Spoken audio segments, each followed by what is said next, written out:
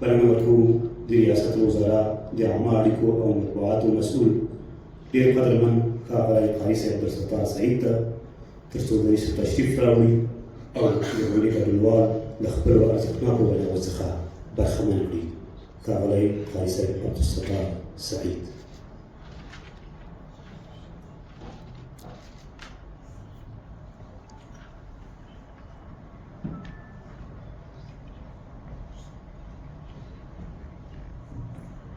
بسم الله الرحمن الرحيم. الحمد لله وكفى والسلام على عباده الذين اصطفى وبعد. السلام عليكم ورحمة الله وبركاته. خوشحاله یم چې د قلمي او فرهنګي سنګر د ملګرو نعتخوانانو شاعرانو په مجلس کې ګډون لرو. موضوع ته په پام سره یوه لنډه مقاله مې لیکلې ده، خدای دې وکړي چې توجه وړ مو وګرځي. په شل کلن جهاد کې د ترنم او ترانو نقش. ترنم او ترانهخواني د امریکایي اشغال پر وړاندې زموږ د بریمیال جهاد هغه برخه ده چې له مؤثریت او ټاکونکي کردار څخه یې هېڅوک سترګې نشي پټولی. حتی اشغالګر او حکومت محکوم دښمنان هم په پای کې دې نتیجې ته ورسېدل چې د دوی د پراخ فکري جنګ، تبلیغاتي وسایلو او رواني کارزار په وړاندې د مجاهدینو دودیز تبلیغاتي مقاومت چې عمده برخه یې حماسي ترانې وې د ساړه جنګ میدان ګټلی او د افغان ولس دل او دماغ یې تسخیر کړی دی. د دې ادعا غوره دلیل هغه څېړنې او کتابونه دي چې د جهاد په وروستیو کلونو کې د غربي څېړونکو لخوا زموږ د جهادي اشعارو او ترانو په اړه لیکل شوي او خپاره شوي دي چې هدف یې د مجاهدینو د بریا د یو مهم عامل په حیث د حماسي اشعارو څېړنه ده.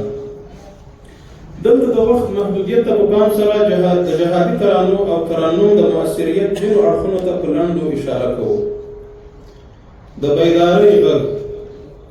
کله چې یو ولس د رعب او وهم خفصه لاندې کړي، کله چې عمومي روحیې شکست وخوري، د ټولنې ارادي ځواک پیل شي او د حرکت او پاڅون سیب وبایلي، دغه وخت د سور د شپېلۍ په شان یو ټکان ورکوونکي غږ ته ضرورت وي تر څو مړه احساسات راژوندي او خوبولې پرګنې بیدارې کړي.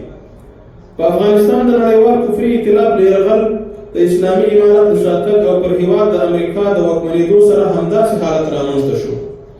غربیان نه یوازې په نالیدلو او پرمختللو وسلو سمبالو، بلکې د خپل پراخ رواني تبلیغاتي جنګ په مټ یې زموږ په عامه روان او ذهنیت دا منلې وه چې له امریکا سره نه کېږي. ولس د رعب او وهم تر طلسم لاندې و. هر چا روان یرغل ته په ساړه نظر کتل او یوازې ننداره یې کوله.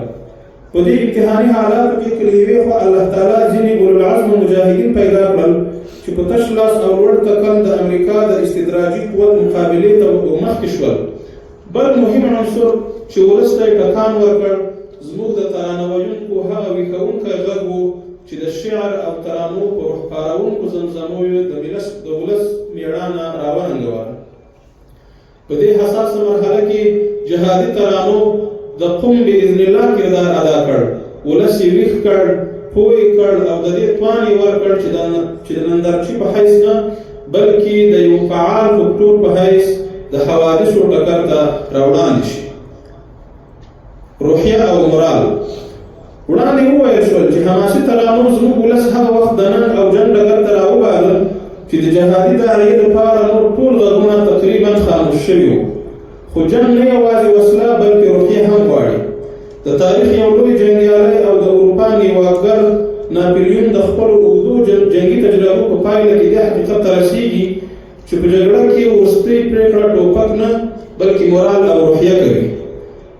زما په نظر د جهادي ترانو تر ټولو بارز او مؤثر نقش د مجاهدینو د مورال او روحیې د ساتنې او پالنې په برخه کې و. دا چې د دښمن له هر څومره پوځي، مادي او تخنیکي برترۍ او د جهاد د لارې له هر څومره تکلیفونو، غربت، هجرت، لوږو، تندو، مشقتونو، زندانونو، زخمونو، شهادتونو او مظلومیتونو سره د مجاهدینو روحیه لوړه او نه ماتېدونکې وه. له ډېرو عواملو یې یو مهم عامل د جهادي ترانو هغه پیغامونه او تلقینات و چې مجاهد یې په رواني لحاظ دلاسا او فعال ساتل. موږ لیدل چې مجاهد په سفر او حضر کې موټرسایکل او موټر کې حتی په اعداد او سنگر کې ترانه اورېده. ترانه ویونکی د زخمي، فلج شوي او حتی بندي طالب یوازینی رازدار و. ترانې وې چې د شهید د بلې مورکۍ او کونډې مېرمنې زړه یې دلاسا کاوه. ترانو د جهادي داعیې د حقانیت او برترۍ له ځلولو نه علاوه مجاهد ته د دې زمانې د اتل کرکټر ورکړی و. د جهادي ژوند د بېلابېلو اړخونو، دیني او دنیوي فضایلو او حتی د مجاهد د ظاهري جذابیت او ښکلا په بیان او تعریف سره یې ځوان نسل په دې قانع کړی و چې د مېړانې او قهرمانۍ یوازینۍ لار د الله تعالی په لاره کې مقدس جهاد دی، چې شهادت، زخم، اسارت او هر څه یې کامیابي او افتخار دی. د فکري او ارزښتي مفاهیمو تلقین او تبلیغ.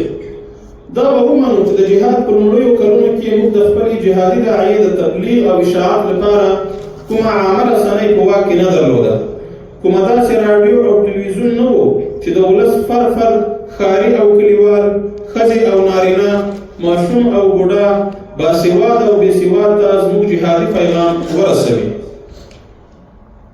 مجلې، ویډیویي نشرات او ویب سایټ هغه رسنۍ وې چې د ټولنې خاصو او محدودو خلکو ته یې پیغام رسولی شوی. اما یوازینۍ رسنۍ چې د جهاد له پیله تر پایه کور کور او فرد فرد ته زموږ پیغام رساوه هغه ترانې وې.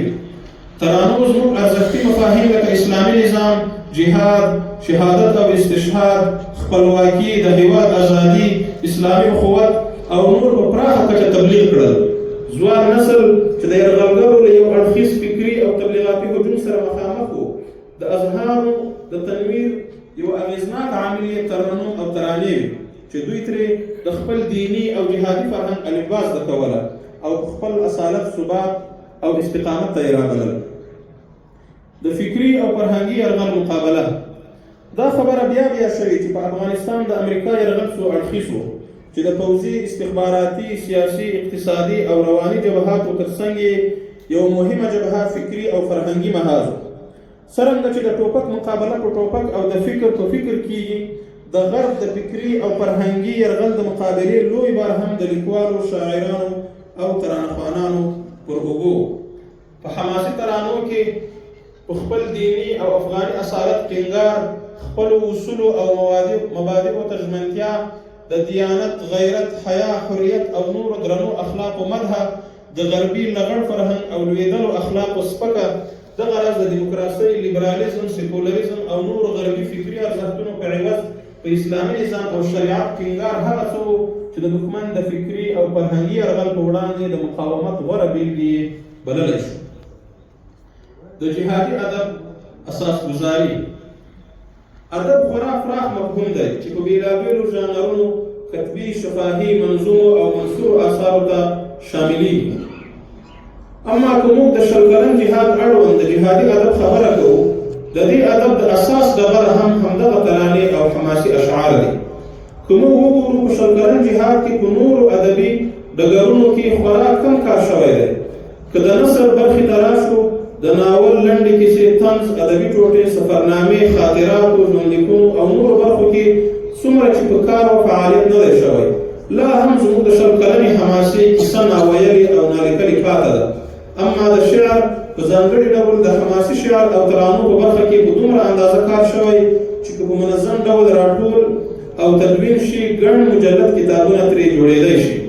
بناء ویلی شو چې زموږ د جهادي ادب ماڼۍ هم د ترانو او ترنم په بنسټ ولاړه ده.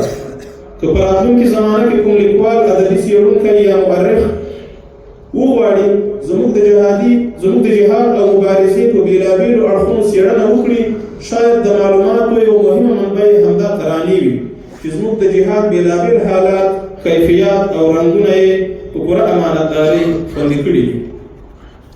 د هنري ذوقونو تنده ماتول. او په پای کې باید ووایم چې زموږ ترانو او ترانه ویونکو یو بل ستر خدمت هم کړی دی. هغه دا چې په انسان کې الله تعالی فطري ډول د ښه غږ او ترنم د اورېدلو تنده ایښې ده. په انسان کې یوه داسې غریزه شته چې د طبیعت بېلابېل خواږه غږونه، د مرغانو اوازونه او په مترنم انداز اشعار خوند ورکوي، روح یې ټکوروي او ارام وبخي. پخوا به ډېرو خلکو دغه تنده په ناروا موسیقي ماتوله چې نه یوازې د ګناه باعث و بلکې د اورېدونکي ذهن ته یې منفي او شیطاني خیالات، افکار او مفاهیم هم انتقالول. اما د ترانهخوانۍ له ترویج او پراختیا سره اوس اکثره خلک خپل ذوق د ترانو اورېدلو له مشروعې لارې خړوبوي چې هم یې تنده ماتېږي او هم ترې بېلابېل مثبت مفاهیم او محتویات ترلاسه کولی شي. ترانهخوانانو په دې برخه کې یو پراخ انقلاب ته لاره پرانیستې په داسې ډول چې اوس د بې سازه ترنم د سندرو او موسیقي په نسبت ډېر مینوال موندلي او له خاصو قشرونو علاوه یې په ټولنه کې عمومي قبولیت هم ترلاسه کړی دی. دا واقعا مهم بدلون او د ټولنې د اصلاح په برخه کې لویه لاسته راوړنه ده. په پای کې د شل کلن جهاد ټولو قلمي او فرهنګي مجاهدینو په خاص ډول ترانه لیکونکو او ترانه ویونکو ورونو ته له الله تعالی څخه د دوی د هڅو او مبارزې د قبولیت تمنا کوم. الله تعالی دې د دوی مبارزه قبوله او د اخرت توښه کړي. آمین یا رب العالمین. توجه ومنه.